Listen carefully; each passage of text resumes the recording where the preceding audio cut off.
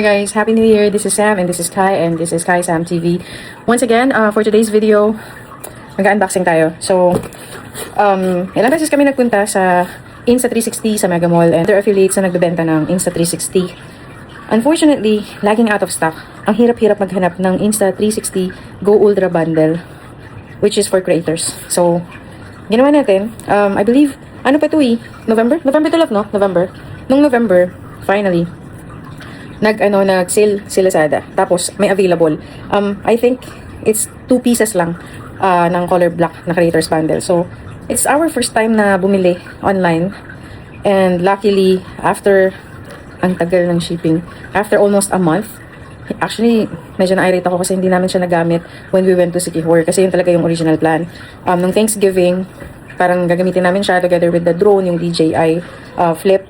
Pero hindi namin siya nagamit. So, we just stick with our phones and vlogging. And then yung X3 na Insta360 namin. Yung with, magic stick. So, sabi ni Kai, nag-recommend siya sa akin. Ang gusto ko kasing itry is yung parang Pocket Osmo 3 ba yun? Basta yung sa DJI. Yung may maliit lang siya na handle. And then maliit lang din yung camera na umiikot-ikot. Unfortunately, after doing couple of research, kasi pinigilan ako ni Kai na wag yun. Dahil daw maraming reviews na mandali masira. Tapos, parang mas maganda talaga yung mga features and quality, most especially when it comes to night mode, yung Ultra 360, Go Ultra 360. So, yun nga, after a month na receive natin yung item, ngayon pa lang natin siya bubuksan and it's already the 1st of January 2026. So, yan. Ito yung package nila sa Lazada. And, yeah, I'll show it to you. So, hingi tayo ng tulong para magpa-video kay Kai. By the way, itong gamit kong camera right now to video is iPhone. Yan, 17 Pro Max. So, tingnan natin yung quality pati, no? I-compare natin. 2 terabyte.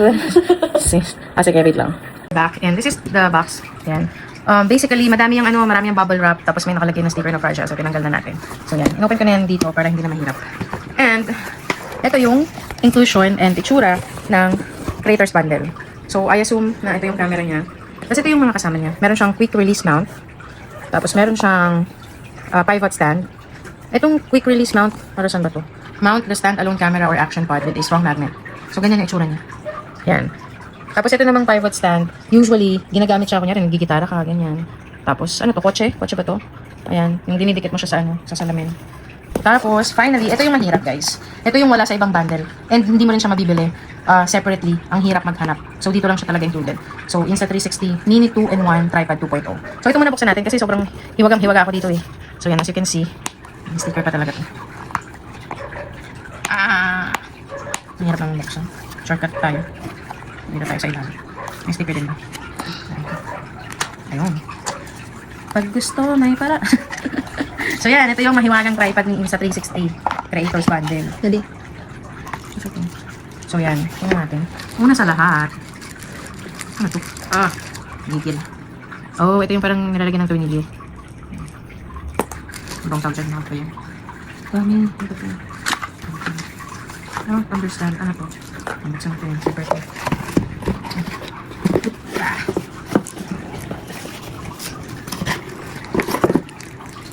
Tapos, buksan ko na ito guys. Para masort din natin siya.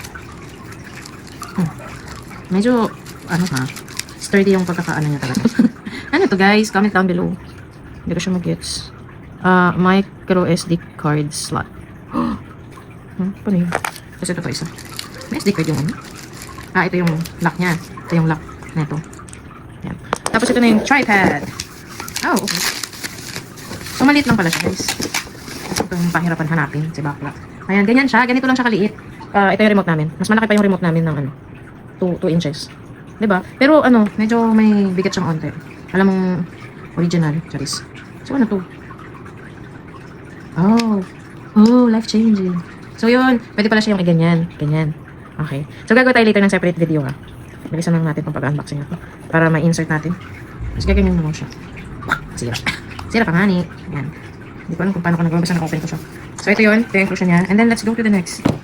Ito hindi naman masyadong importante itong dalawa. So, dito na tayo sa camera itself. So, ito siya. Itsura niya. Ang dapat nakasama niya pala, by the way, is standalone camera, action pod, quick release safety guard, parang tali, lens guard, bilog lang siya, magnet pendant, USB cable type C, magnetic easy clip, Tapos, quick start guide, warranty card. Wala dito yung pivot. Baka maintindihan guys. Oh, okay. So, ito yung, taray, alam niyo yung elementary ka. Yung may mga box-box na pag gano'n. So, ganito lang siya kaliit. Ang reference ulit natin yung remote. Ito lang kasi yung accessible eh. So, ganyan lang siya kaliit guys. Yung camera itself. May konting bigat. Tapos ito yung parang sa likod. Alam niyo mga smartwatch. Yan, may ganyan-ganyan. So, this is, sabi, very powerful magnetic kineso. Ayan, magnet. Ano pa yan? May box pa yan. Tapos close ito. Ano nga dito? Check natin. Think big. Okay. Oh, okay. So, ito yung sabi niya kanina. Ano bang pansura? Magnetic pendant. I'm assuming this is the magnetic pendant. Oh. So, yan. Ano po? May nakalagay na papel. Okay. Wait, may instruction. Rotate the gray area 180 degrees counterclockwise to adjust the shooting angle. Do not use if you have a pacemaker. Ano yung pacemaker? Sa heart. Yung ayaw mo yung nag-aaway-away. You are a pacemaker. Itong videographer ko, lap trip. Laging benta. Benta yung mga jokes. Ito, charger niya. Feeling ko Type-C. Ayan. Ayan, kamay natin ang glass. Tapos ito, what's this? Talagang, oh. I think this is the quick safety cord. Ayan, safety cord. Okay, okay. Ito meron. Oh, okay. So, ano to? Action pad. Ito na yung action pad. So, buhay lang. Nasaan kaya yung battery na ito? Sige, tanggalin natin. Ano yung camera friend? I assume, ito yun. Kasi may bilog-bilog din siya. So, try natin na dikit. Uy. Ay, grabe yung tibay, guys. Ano kung may pindutan? Oo nga. So, pag dinikit mo siya, hindi siya talaga matatanggal. Mas matibay pa to sa relasyon nyo. Yung sino mga jowa nyo dyan. Okay. Uy.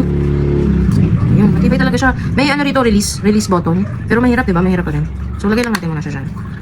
Tapos, ano pang kailangan? Meron pang isa. What's this? Ito yung clipper.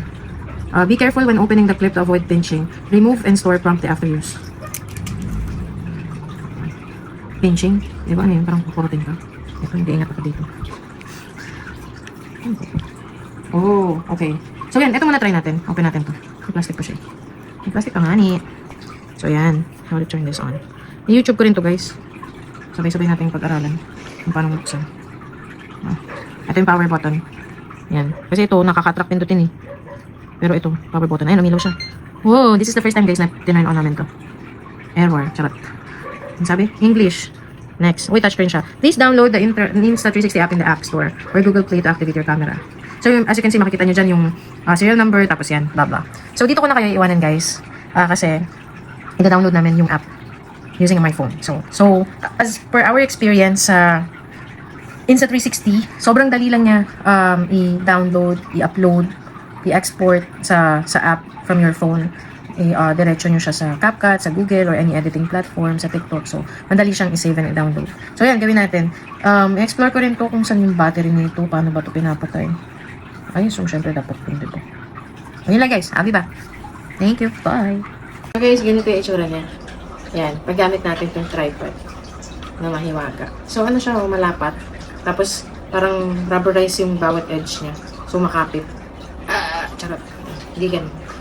Pati tripod may magnet. Joke lang. So, yan. So, ito, yung action pad ng 360. Bale, ito lang di ba yung pinaka-camera.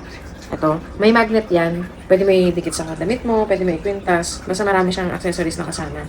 Tapos, ito, para makita mo lang kung vain ka and you wanted to see kung ano yung tsura mo while filming, ito, nakaharap sa'yo. Pwede mo yan i-close, kung ayaw mo, gusto mo lang discreet. So, ang napili ko pala na connector dito sa is yung pivot. Kasi ang advantage niya is naikot-ikot siya. Parang angle. Ayan. Parang ganun. Ayun. Basta, you can adjust kung anong angle yung gusto mo. Usually, ginagamit tong pivot na to sa guitar, sa kotse, yung pag gusto mo mag-tiktok kasi madaling ma-adjust. Diba? Medyo alanganin kasi yung position nung sa kotse yung dashboard. Kinesa. So, marami siyang accessories. Itong isa, itong quick release mount. Ano siya? Parang steady lang na angle sa action pad. So, yan. So, hindi tayo ngayon makakapag-shot For now. Kasi yung memory card wala pa. And by the way, na-figure out din namin yung SD card. By the way, na-figure out din namin. Ito pala is SD card slot to. Yung kanina. Hindi ko lang alam if storage lang siya. O baka may something din. Hindi pa tayo nagbabasa ng manual. So, yeah. All in all, I like the grip. Ito. Ang ganda niya. Even if wala to. Siguro, kunyari nasa airport tayo. Ayan. Yung dumadaan yung ano, parang walk-a-later. Walk-a-later. Ayan. Nakaganon ka lang. Alright, nakaganon ka lang. Pwede yan kasi siya. So, yun, excited na ako. Sana mabigyan ko kayo ng mabigyan ko kayo ng mas magandang video quality. Kasi yun naman ang goal natin. And of course, mas ma-enhance namin yung videos for our memories pagtanda natin at mapapanood namin ang aming mga sarili. So, yun lang guys. Thanks again for watching. I'll create a separate video kapag na-insert na natin yung SD card. Nasa taas kasi, tinatamad kami. So, yep, thanks. This is the end of our vlog. This is Sam and that is Kai, my videographer. This is Kai Sam TV. Have a good one. Happy New Year. Bye.